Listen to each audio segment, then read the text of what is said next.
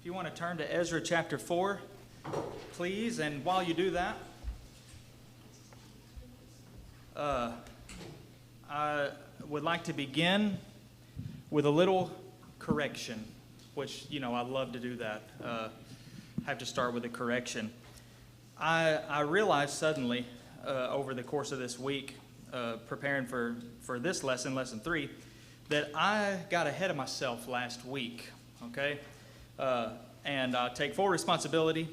Either way, it's my fault because I could blame the fact that my little marginal note was written in the wrong place, but I'm the one who wrote that marginal note, so it's still my fault. I did it. And I went off the cuff, and I try not to do that too often. I had not planned. What I'm referring to is when we went to Haggai.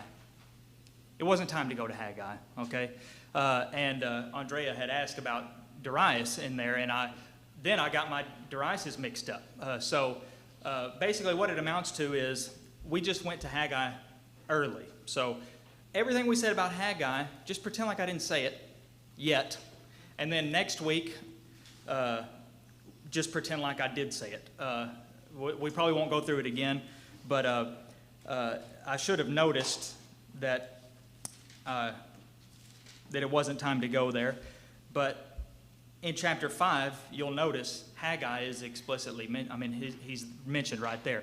So when God sent Haggai to the people of Israel for their delay, it wasn't during that first 2-year period. It was actually after the period that we're going to talk about today in chapter 4, which was a much longer period than 2 years. So it took them 2 years to get started. But then, as we're going to see in this lesson, once they started to begin, things got a little complicated, and they were forced. Well, they weren't forced, but they were more or less bullied into even further procrastination. So, like we've seen, although the Jews who returned did so with the king's blessing, once they got there were difficulties.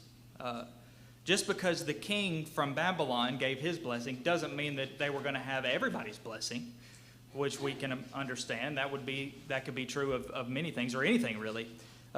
And what isn't mentioned, well, it is mentioned in time, but during that 70 years of exile, other people had come to the land of Judah to live there in a very similar way that the people who did live in Judah were made to live somewhere else. Other people, I guess not necessarily every one of them, but some of the people that lived in Judah were brought there because they were taken from somewhere else also, and brought there, relocated. In fact, in Ezra, in verse 2 of chapter 4, an indicator is given where these people came from. We weren't told that people lived there. We were just told that the Jews were taken from there and that now they get to go back after 70 years, and then all of a sudden there are people there. Well, rather than wondering, where did these people come from, Ezra tells us.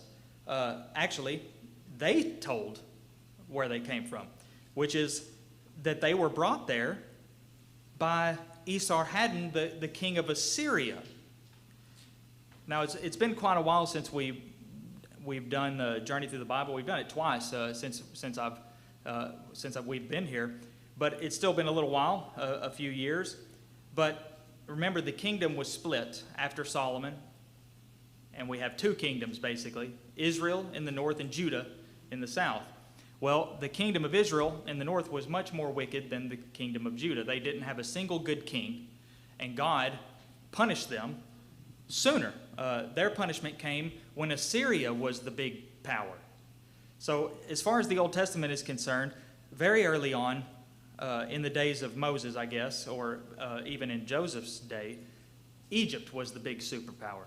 Well, God pretty much wiped them out as far as their superpower status is concerned. Then later on, Assyria rises to power.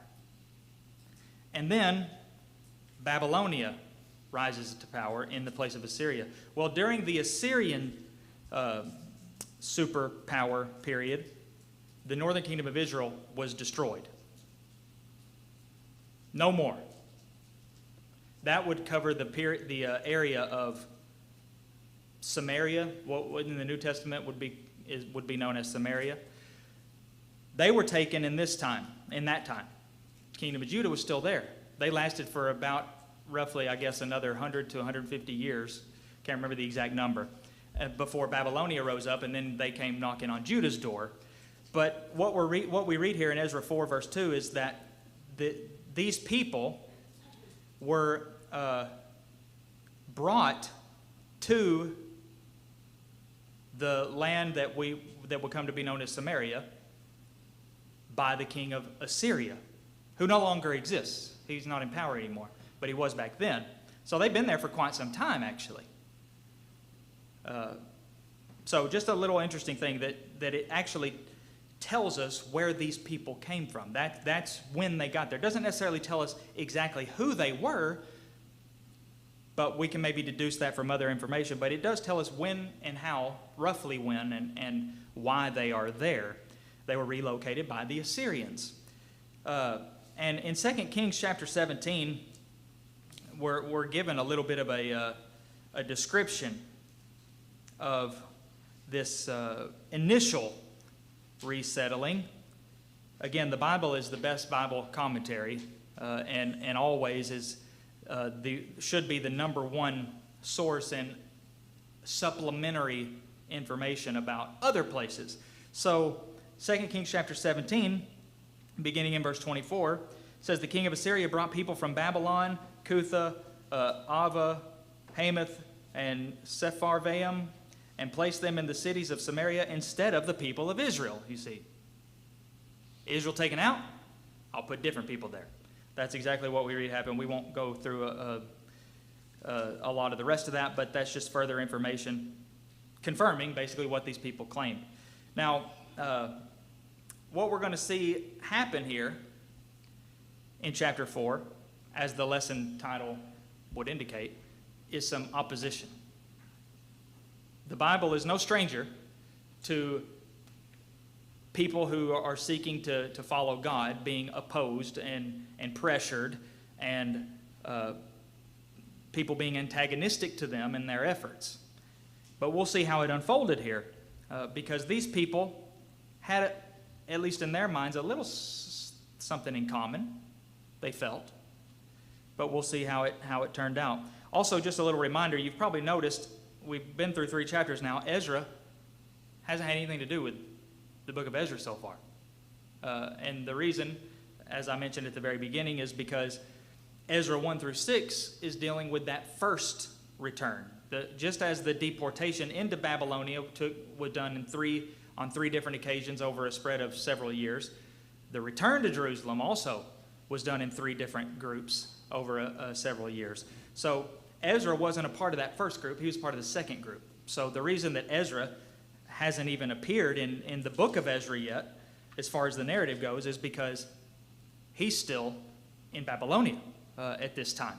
He's going to come back with the next group. But anyway, just a little reminder there. If you happen to notice that, boy, the book of Ezra doesn't really have a whole lot to do with Ezra. Well, it will in chapters 7 through 10. That's the second group. So Zerubbabel, Ezra, then Nehemiah. So chapter 4 begins like this.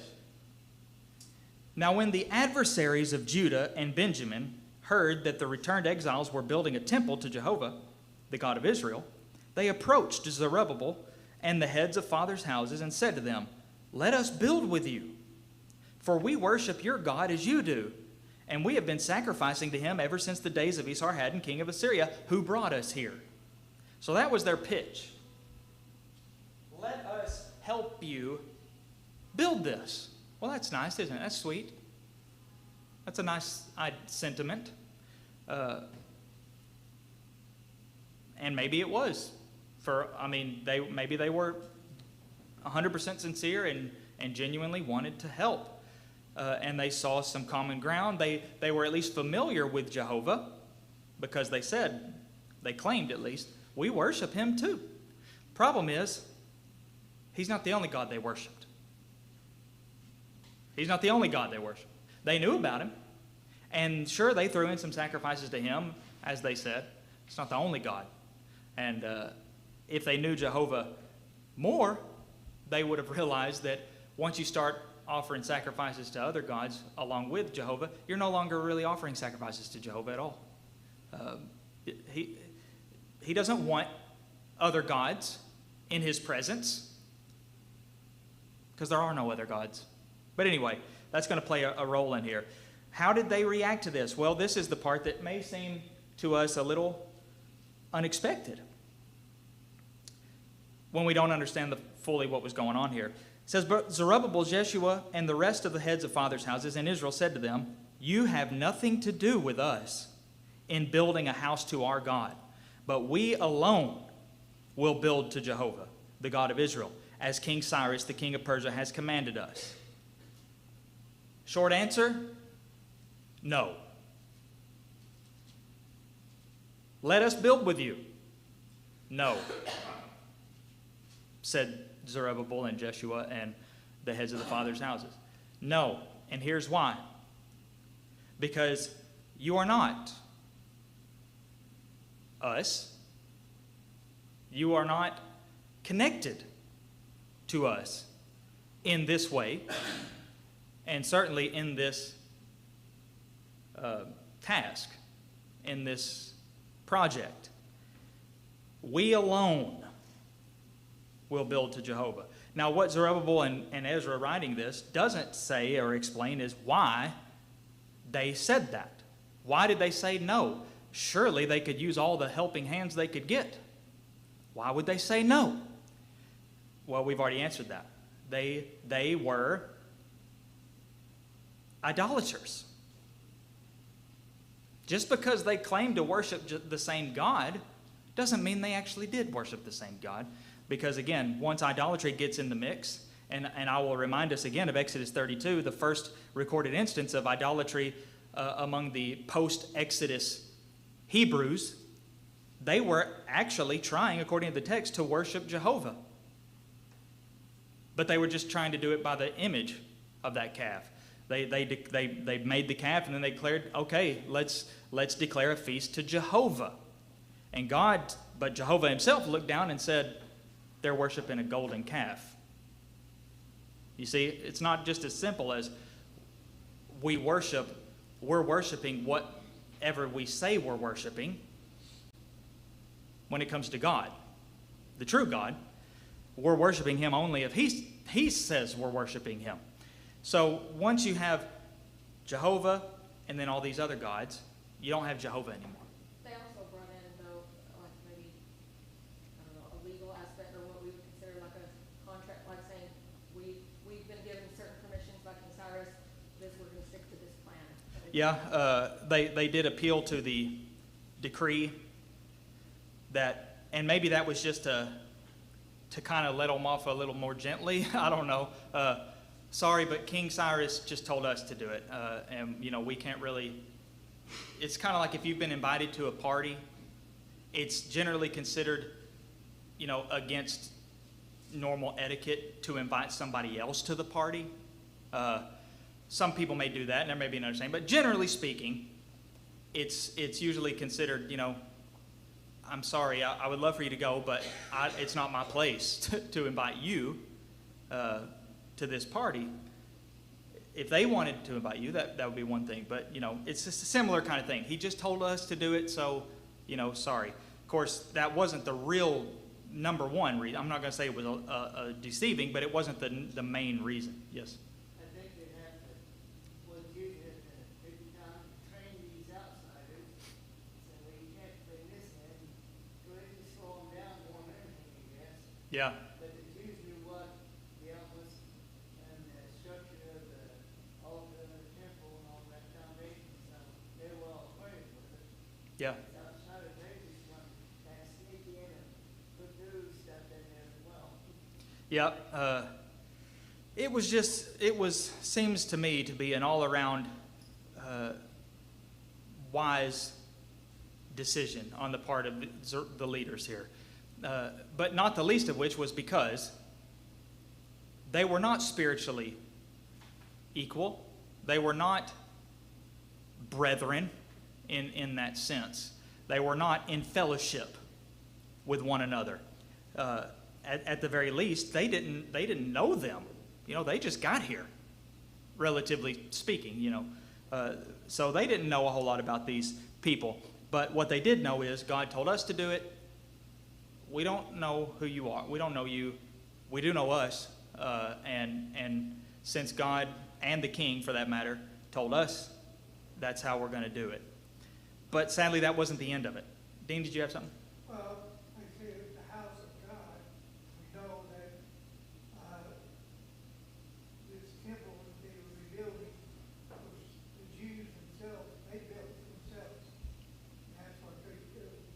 God expected them to build the house to him, so he expected the Jews to do it.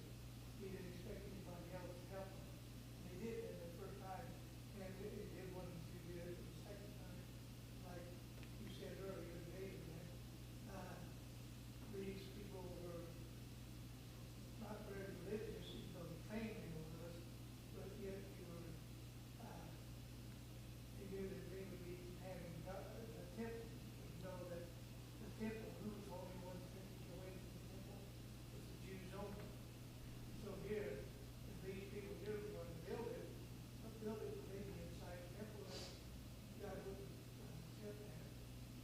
Yeah, as we pointed out last week, I think it was in chapter 3, the repetition of how careful they were to do what they were supposed to be doing as it was written and according to the rule? Yeah, according to the rule as required. So that would surely include this too, better safe than sorry kind of thing. We should probably just stick to what we've been told. There's always wisdom in that. When there's doubt, stick to what is written, if you will. Now, I said this is not the end of it, because rather than the people just saying, okay, fine, fair enough, this is your thing, and it's your prerogative if you don't want us to help. But that's not how they reacted. They, to use a modern term, they were offended. They were offended by what Zerubbabel said, and Jeshua and the heads of the fathers' houses. So they said, what we read here is, then the people of the land discouraged the people of Israel, or Judah rather, and made them afraid to build, and bribed counselors against them to frustrate their purpose. What is it? 4 things at least. Discouraged, made them afraid, or maybe we could say intimidated. They intimidated them. They bribed people against them. And their purpose was to frustrate them. To frustrate, not like, oh, I'm so frustrated, but to hamper it, to make it difficult. They wanted to make it difficult. And that in itself is a very malicious and cruel concept. This is not anything that affects me, but I'm offended, so I'm just going to do some things to make their lives more difficult. That's just nothing but cruel and immature, childish. So it's not that foreign of an attitude today, though, to be honest. So sometimes, as we look through not just the Old Testament but the Scriptures as a whole, sometimes opposition can come from within the people of God. Think about Moses. How much trouble was Moses given from those outside his own people? Well, okay, Edom, the king of Edom, they gave him some trouble. But other than that, almost all of it was from the people that he led out of Egypt. Even his own brother and sister on one occasion. But on other occasions, the opposition comes from without. And that's what's going on here. It's what was going on with the apostles. And Jesus, for that matter. Sure, he had some opposition from his own people, countrymen at least. but not really from the people who were following him. Yeah, Dean? This reminds me of the children of Israel down in Egypt. And Pharaoh, when they was using straw to build the things, and you know that they were complaining about it, then Pharaoh ordered them that they had to go out and get the straw themselves. Yeah. They were furnishing it before, now they're going to have to go out, but yet they still had to. Same quota. Yeah. So it was about they added on, so what. Yep, just giving them a hard time. Of course, these people didn't have that kind of authority. They weren't the taskmasters, but because of that, they did make efforts to get people who were in authority to work against them too. They're bribing counselors. Hey, talk. You want to join in with us? Give a bad report. Give help us give them a bad reputation, and so on and so forth. So opposition to God's people is certainly nothing new, and it repeats over and over and over in the scriptures. So I think this is pretty relatable today. Unbelievers often discourage God's people, make them afraid. Maybe not bribe counselors, but certainly do similar things and frustrate our purpose for sure. Nothing new under the sun. Okay, something about the chapter 4 that's important for us to know. Probably should have mentioned this at the beginning. It's not chronological in the sense that the rest of the book is. The focus of Ezra chapter 4 is not a timeline per se, but more of a collection of the opposition that occurred not just at this time in the second year after they arrived there, but through a very extended period of time that spanned at least 3 different kings, maybe 4 actually. Cyrus, Darius, and then Xerxes and Artaxerxes. So Ezra jumps ahead, as we would call it maybe, which is not unusual in Scripture, because sometimes the writers jump ahead to maybe tell the end of a matter before going back to the main narrative, like somebody dying, for instance. Go ahead and tell us when they died, even though they may not have died until like 20 years later, but he goes ahead and tells us about when he died. And then it's like, okay, now back to the story, that kind of thing. So what Ezra's doing is telling us about the unfolding of the opposition of the people of the land to the Jews in Judah. So next it says, and in the reign of Ahasuerus, a name that we know from Esther, that we pointed out is would seem to be Xerxes the first. And in the beginning of his reign, they wrote an accusation against the inhabitants of Judah and Jerusalem. So, actually, I stopped in the middle of verse 5. I should have read the rest. All the days of Cyrus, even until the reign of Darius, and then in the reign of Ahasuerus. And then in verse 7, it goes ahead and skips to the days of Artaxerxes. So 4 kings. I'm pretty sure I've got a number here somewhere.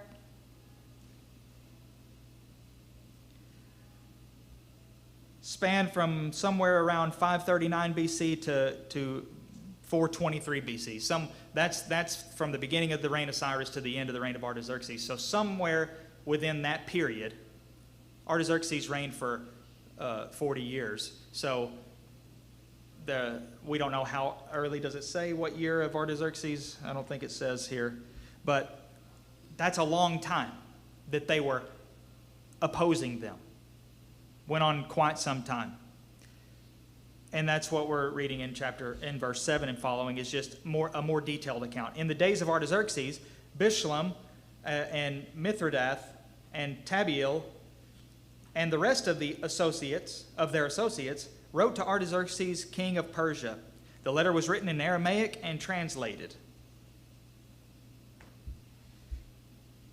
goes on and tells us what the letter said. But the gist of it is they wrote an accusation against the inhabitants of Judah and Jerusalem. And they went on to say they really leaned into it, very much like the Pharisees and scribes and chief priests did with regard to Jesus, when they really leaned into some of these accusations and tried to pressure Pilate, and said almost the exact same thing, in essence at least. If you release this man, you're no friend of Caesar's. Remember? And that seemed to be a thing that stuck in Pilate's mind, and he was maybe the turning point when he realized my hands are tied. And even though he washed his hands of it and said, I'm innocent, this is your thing, that seems to have been the pivotal moment when he realized they're right. They're right. What am I going to do? They kind of said the same thing here by embellishing and saying they accuse the Jews of rebuilding. What they're trying to rebuild is a rebellious and wicked city. And if this city is rebuilt and the walls are finished, they're not going to pay tribute or custom or toll. And as a result, the royal revenue is going to be impaired. You see that? And to paraphrase, if you let them finish this, you're no friend to the royal estate, or whatever, however you want to put it. Even though they're writing this to the king, so you can't say the king, but you're hurting. You're no friend of your own kingdom. You'll be hurting your kingdom if you let this. Now that was totally a lie. That was totally false. At least it was just a made-up accusation. How do they know they're not going to pay tribute or toll or custom? Maybe they would have eventually decided to not stop doing that. They did that in the past, and they paid heavily for it, dearly, near the end.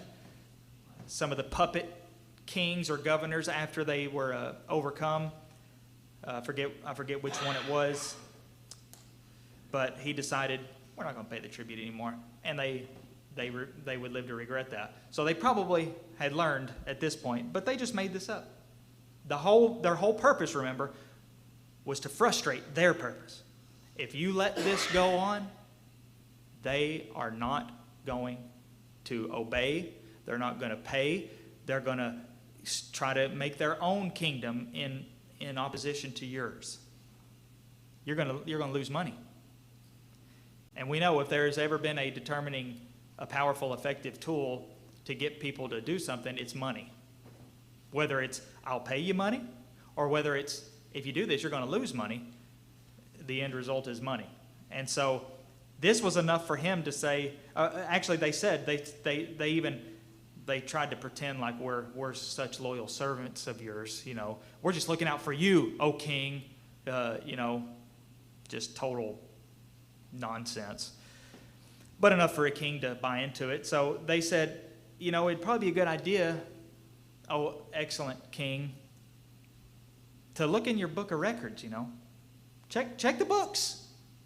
And you'll see that this city is a rebellious city, hurtful to kings and provinces, and that sedition was stirred up in it from of old. That's why this city was laid waste. Now that part is not expressly untrue. There's some truth woven into that. But this was enough for him to say, maybe I should look into it. The final stamp on it was probably the most similar statement to what the Jews did with Pilate, when they said, if this city is rebuilt and its walls finished, you will have no possession in the province beyond the river. Similar to what they said before, but maybe even more heavy. So he did look into it. He thought, what could it hurt? Might as well investigate this city, or this situation, rebuilding this city. And guess what happened? The king decided, they're probably right. This probably not a good idea. What do I care?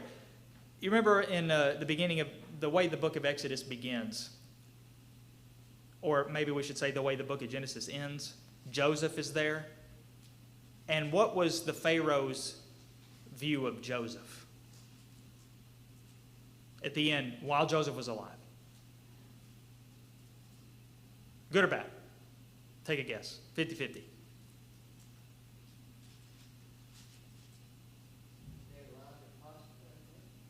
What's that? Were they allowed to fight? Okay, Joseph. What do we read about Joseph? What happened to him in Egypt? Like what kind of progression would you say? Yeah, he kept rising. He was second in power, remember? He was basically ruling the place practically. He wasn't the king, but he was a very high up. But then the book of Exodus begins, about 400 years later. And that phrase we read is, then there arose a king who knew not Joseph. And it went downhill from there, because the way that Pharaoh looked at the people of Joseph's people was, what do I care about them? Yes, sir. And also the Pharaoh at the time of Joseph was actually not native Egyptian. He was from the invading. Yeah, he was. And so 400 years later, native Egyptians were back in power, and they were like, these are foreigners, they could rebel. Yeah. And we don't want to lose our kingdom again. Yeah, it is believed that the Pharaoh earlier was of a people that could easily see themselves in the Hebrew people. They have some things in common, nomadic people or shepherdish people, which the Egyptians despised. But then the Pharaoh rose up eventually, who had no idea who Joseph is. And that's pretty typical, This king and these people have an understanding. But what about the next king? Is he going to share that understanding? Are they going to have the same view? Well, what I'm getting at here is that's kind of what's happening here. The thing that Cyrus decreed doesn't really seem to matter much to Artaxerxes, because he wasn't there. That had nothing to do with him. I don't know who these people are.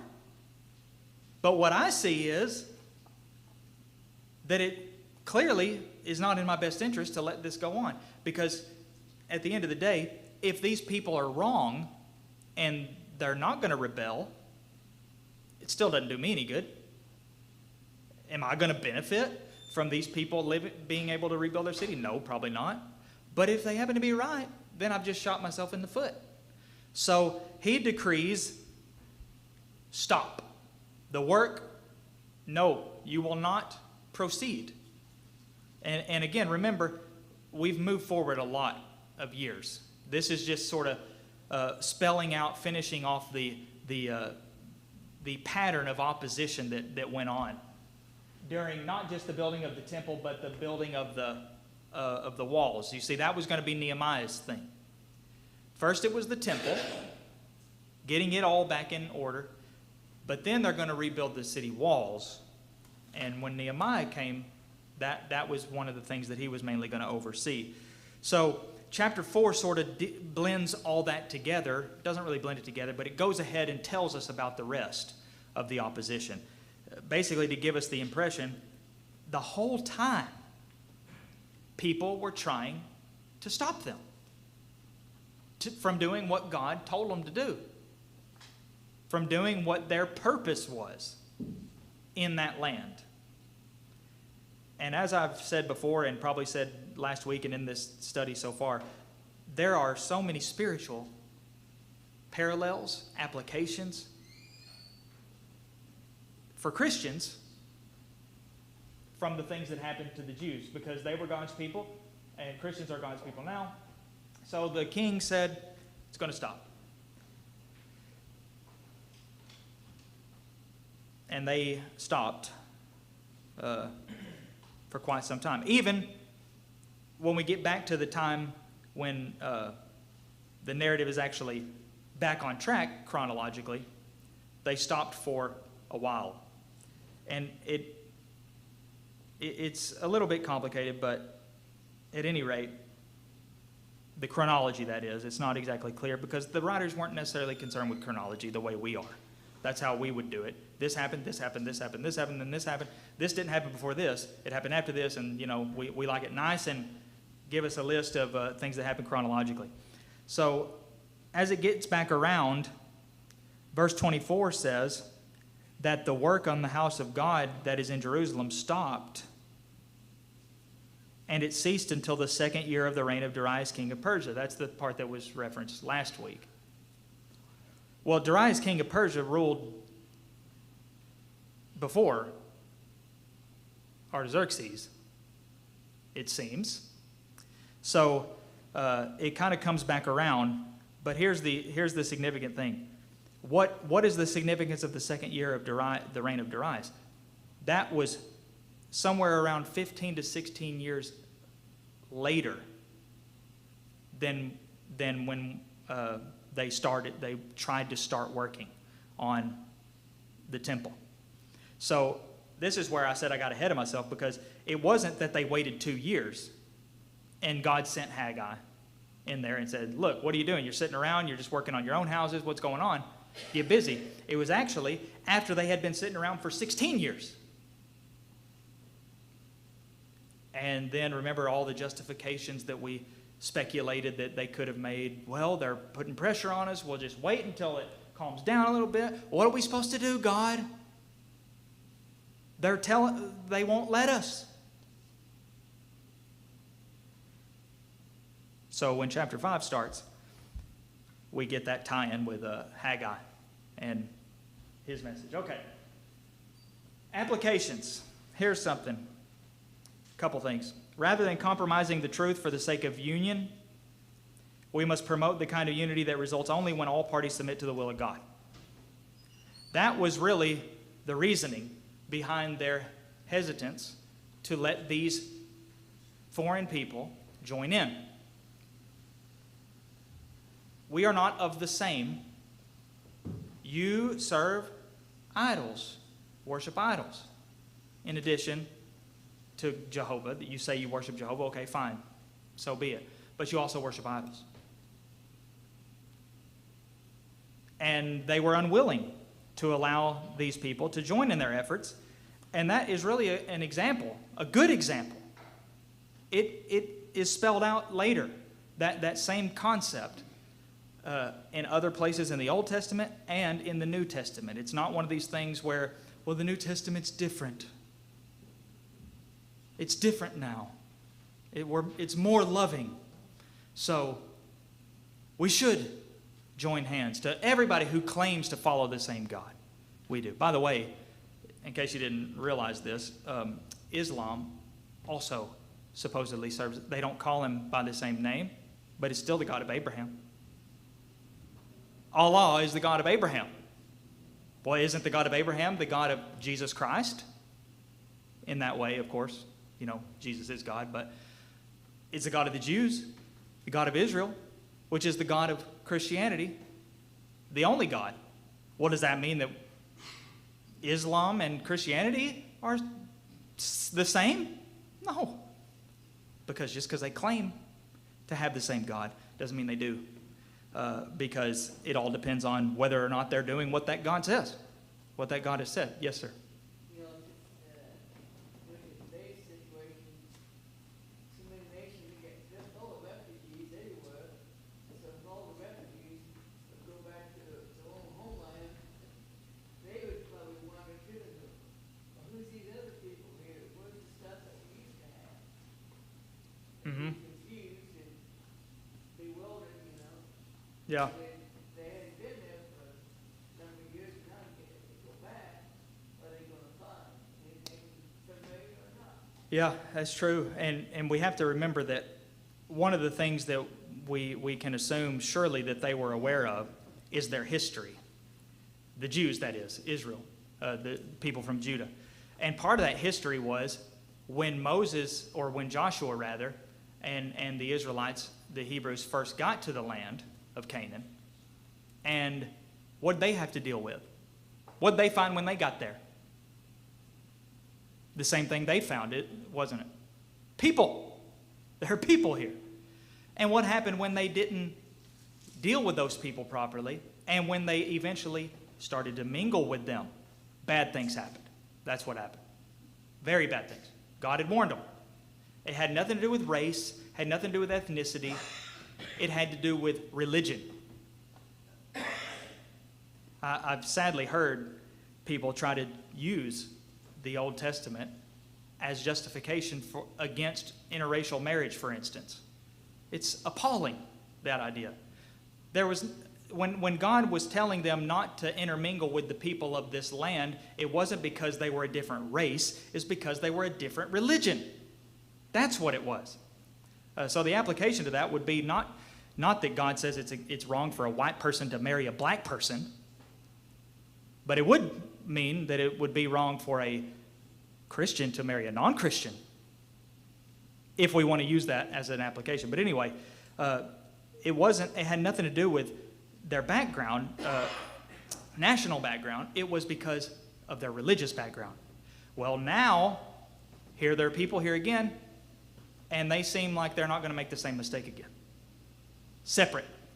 And going back to the New Testament, Paul said in Ephesians 5:11, take no part in the unfruitful works of darkness, but instead expose them. Well, the people of the land at that time were involved in unfruitful works of darkness. Somebody might say, well, come on. They just want to help build the temple. What's dark about that? That's not partaking in the unfruitful works of darkness. That's letting these people take part in the fruitful works of light. That's what the influence subtly starts. Yeah, that's how it starts.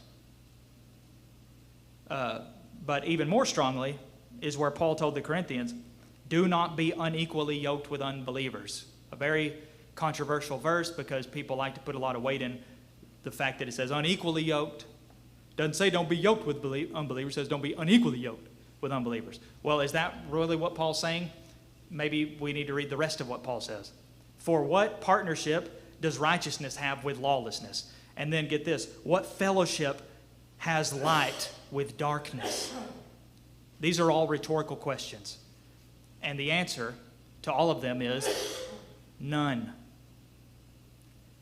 So when he said don't be unequally yoked with unbelievers, he's referring to exactly what Zerubbabel and Jeshua and the heads of the fathers' houses did.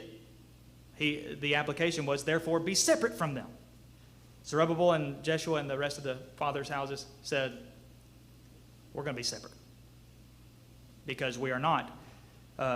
They could have done the PC thing today, and sure, we have our differences, including in what we believe and teach, but we still serve the same God. So we should join hands as a testimony to the world that we're united. Well, in my personal opinion, there's something that would be called. That would be called a lie. Let's join hands and say we're united even though we're not. According to Paul, the only way to have unity in that way is to have doctrinal unity. 1 Corinthians 1:10. In all things, in most things, in some things. In things that are written, I would say. Things that are specified. There are some things that are not specified, that difference of opinion is only natural. But I would say in the things where the Bible speaks, Jesus Christ is the Son of God. That's a pretty big one, you know. Well, I serve Jehovah. I don't think that Jesus was really the Son of God. He was a great prophet, and he did die unjustly. Well, we don't have it. We're not on the same ground here. Can you pray with someone with whom you're not on the same ground? Pray with them? Yes. I would say probably so. I'm not. It depends on what you mean, I guess. But praying with and praying for are kind of similar. Just Praying for, yeah. of course, right? Praying. You may see the truth. Yeah, praying with them, praying in the presence with them, is still in a way. It's still praying for them in a way, but just a step above that maybe, because we're together, you know. So Paul said, you know, in regard to having no divisions, to speak all speak the same thing. I beseech you in the name of Jesus Christ that you all speak the same thing, and that there be no divisions among you, and that you be perfected together in the same mind and the same judgment. So the only way to have unity, the first element of unity, it seems, is the doctrinal unity. And that's the very kind of unity that the Christian world today shuns. That's the one that's not important. The one that is important is the practical unity. Yeah, you think this, and you think this, and you teach this, and you teach this, and we teach this. But we're all Christians. Then we are not part of the Christian movement because we are not like that you just described. Okay. Well,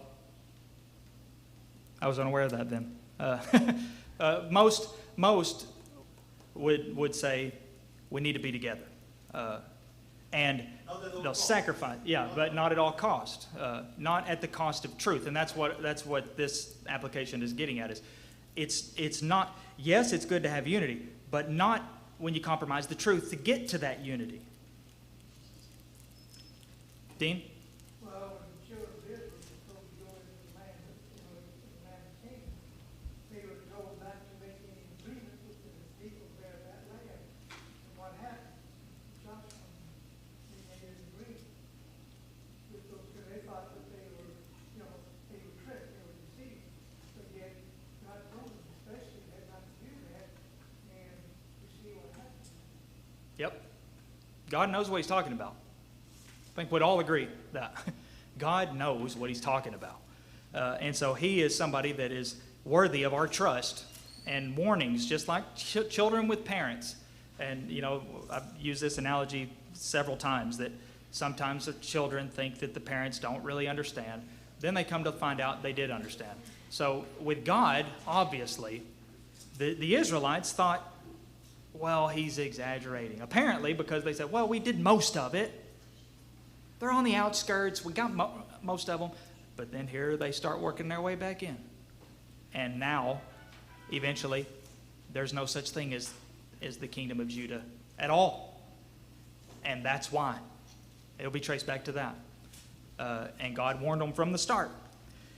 Secondly, very quickly, we're out of time, but shouldn't surprise us when opposition arises against those who serve God. Sometimes it does surprise us, but it shouldn't. Even, again, like I said, there's nothing new under the sun. This was going on in the Old Testament. It was going on in the first century. And Paul said so. He said, indeed, all who desire to live a godly life in Christ Jesus will be persecuted, period. It's going to happen. Maybe we struggle to acknowledge that because we, of all people that have ever existed probably, are very much blessed and don't really experience a whole lot of persecution, at least in the sense that they did. Sure, we may get rejected and excluded, and I'm not downplaying that, because those are real grievances that can cause real hurt. And we're social beings, so that does hurt, and that can be a matter of peer pressure to get people to get Christians to sort of stop being so much of a Christian. So it's a real thing. Just the rejection of our peers is a real thing. But it's a lot better than murder by our peers or getting turned in to the authorities by our peers and so many other things. But if we want to serve God, we got to be ready to accept and work against persecution and never stop serving God, even in persecution.